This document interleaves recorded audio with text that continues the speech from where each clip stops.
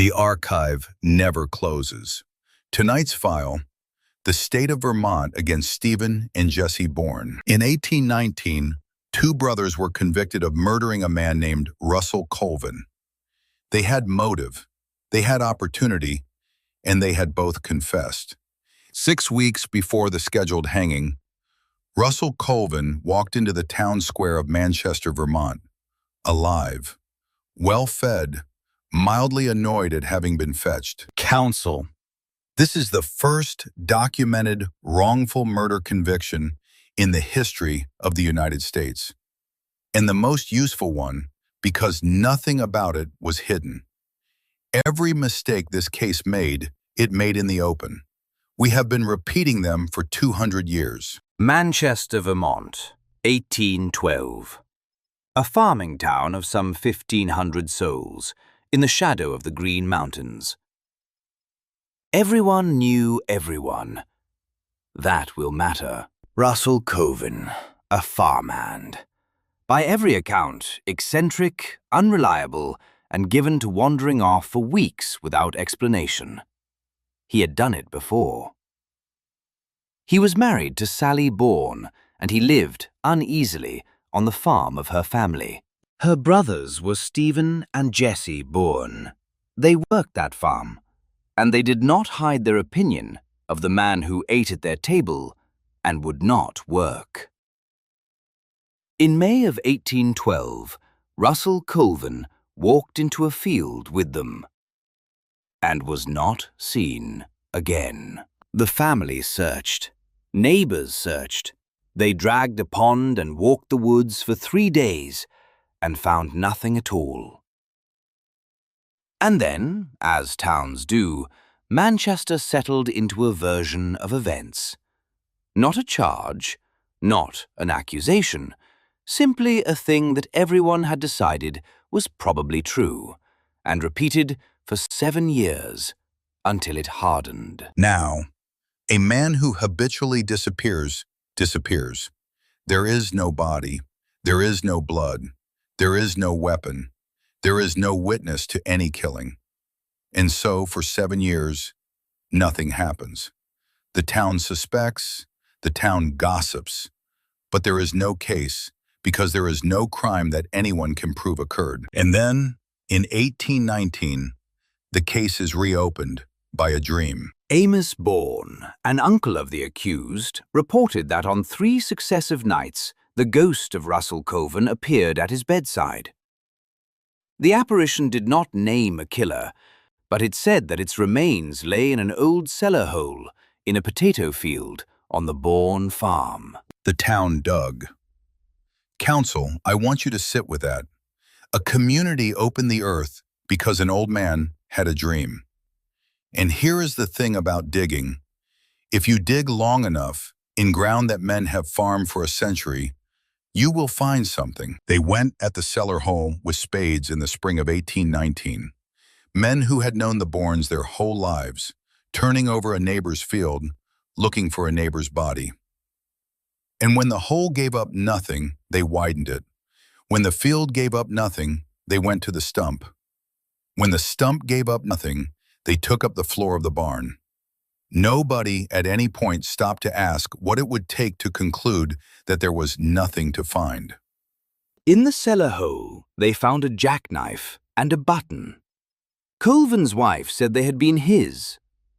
In a hollow stump nearby, and later beneath a barn floor, they found bones. Physicians were called. The bones were examined. They were the bones of an animal. The bones were not human, and the case went forward anyway. Ask yourself why that was possible. Because by the time the physicians gave their answer, the town had already decided what it had found. Evidence rarely changes a mind that has arrived first. You are being sentimental, Thorne. There was more, and you know it. A cellmate testified that Jesse Boorn admitted the killing. And then Jesse himself gave a statement. And then Stephen, the older brother, the one with the temper, wrote out a confession in his own hand, detailed, specific, A blow with a club. A body moved twice. And the detail, Thorne. That is what you always pass over. Stephen Boorn did not simply say, "I did it." He described the quarrel. He described the blow. He described carrying the body and moving it a second time when he feared it would be found. Innocent men do not furnish a narrative.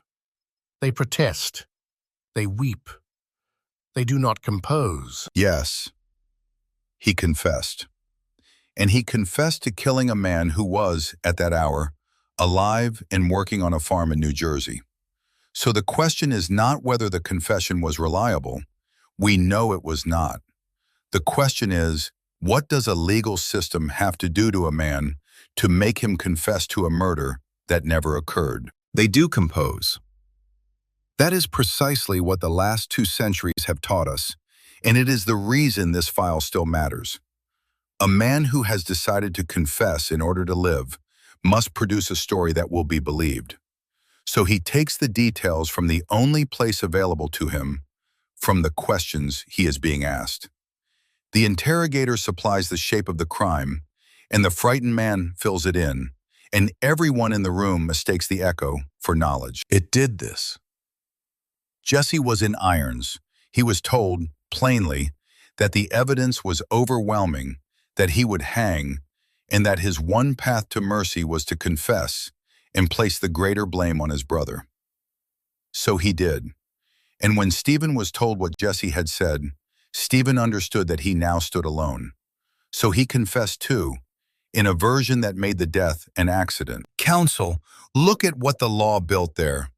It offered 2 frightened men a choice: maintain the truth and hang, or invent a story and perhaps live. It did not reward honesty, it priced it. And when you price honesty above a man's life, you should not be surprised by what he sells. There is a doctrine that exists precisely for this case. Corpus Delicti, the body of the crime. It holds that a confession standing alone is not enough. The state must first prove that a crime occurred at all, independently of the accused's own words. Otherwise, a confession becomes self-proving. A man's fear becomes the evidence against him. And if you believe this is a curiosity of the frontier, counsel, a quaint error of men who dug up fields because of a dream, consider the modern record. Of the convictions overturned in the United States by DNA evidence, roughly 1 in 4 involved a false confession. In homicide cases specifically, the proportion is far higher. 2 centuries, better forensics, better lawyers, better courts, and men still confess to killings they did not commit. Vermont had that principle. It had a knife, a button, and the bones of an animal. It decided that was a body of the crime. It was not. The defense did what it could. It argued that no death had been proved. It pointed out that the bones were an animal's. It reminded the jury that Colvin had wandered off before and might yet walk back. The prosecution answered that a man does not vanish for 7 years and leave his knife in a cellar hole. The jury preferred the second story. It was, after all, the better story. The trial was held in October of 1819. It lasted less than a week. The jury deliberated 1 hour. Both men were found guilty of murder and sentenced to hang. The legislature commuted Jesse's sentence to life imprisonment. Stephen's petition was denied. His execution was set for the 28th of January, 1820. And now, counsel. The part of this file that I have never been able to read calmly, because what saves Stephen Boorn is not the law. It is a newspaper, a stranger, and an almost unbearable amount of luck. On the 26th of November, 1819, the New York Evening Post prints a short item.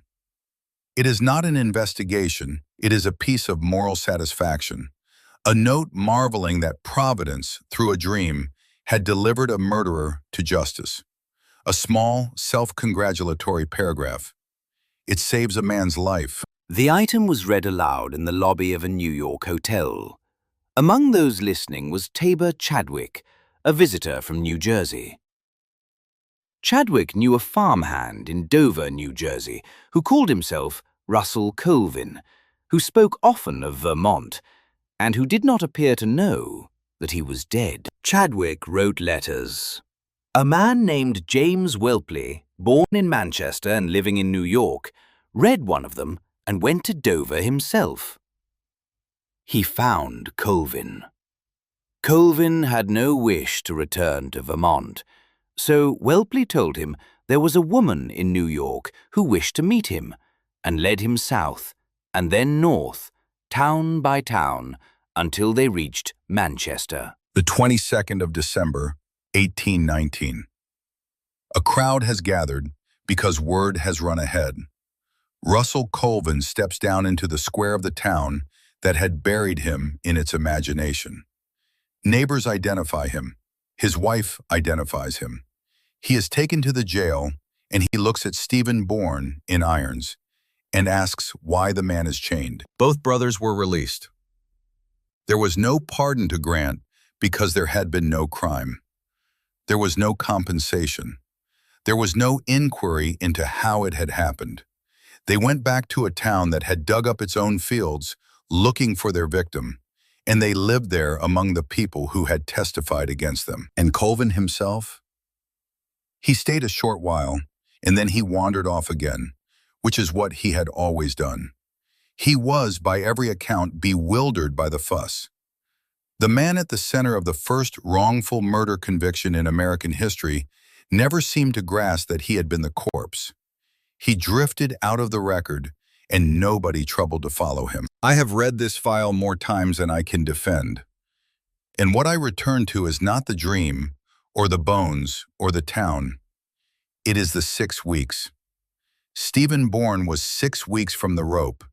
If that newspaper item had not been printed, if Chadwick had been in another room, if Whelpley had been slower, Vermont would have hanged an innocent man and would have gone on believing, for 2 centuries, that it had done justice. That is what unsettles me, counsel.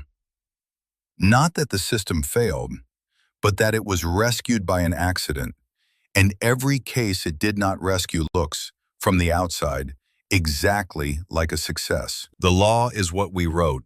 Justice is what we wanted.